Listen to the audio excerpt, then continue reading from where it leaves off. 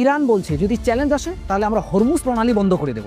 আর এই হরমুজ প্রণালী বন্ধ মানে তেলের দাম, গ্যাসের দাম আর পণ্যের দাম একেবারে আকাশ ছোঁয়া। আর এই পথ এখন যুদ্ধের মুখে। প্রতিদিন প্রায় 20 থেকে 25% বৈশ্বিক তেল অর্থাৎ 17 থেকে 20 মিলিয়ন ব্যারেল প্রভাবিত হয় এই 33 কিমি জলপথ দিয়ে।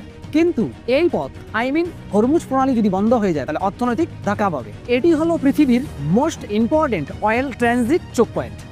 ইরান হুমকি দিয়েছে যদি তাদের স্বার্থে স্পর্শ হয় বা তাদের স্বার্থ স্পর্শ হয় তাহলে তারা হরমুজ প্রণালী বন্ধ করতে পারে। আর এই প্রণালী বন্ধ হলে কি হতে পারে? তেলের দাম বাড়বে, পরিবহন খরচ বাড়বে, রান্নার গ্যাস, জ্বালানি সব কিছুর দাম বেড়ে যাবে। মানে আমাদের মতো সাধারণ মানুষের ব্যয় বেড়ে যাবে।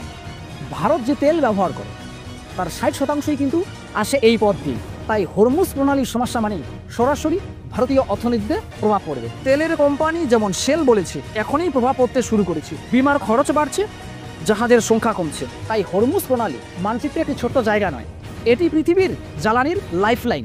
এখানে কিছু হলেই হরমুজ প্রণালীতে কিছু হলেই আপনারা আমাদের পকেটেই প্রভাব পড়বে। আর এরকম আরও তথ্যমূলক ভিডিও পেতে আমাদের সাথে জড়িয়ে থাকবেন। ধন্যবাদ।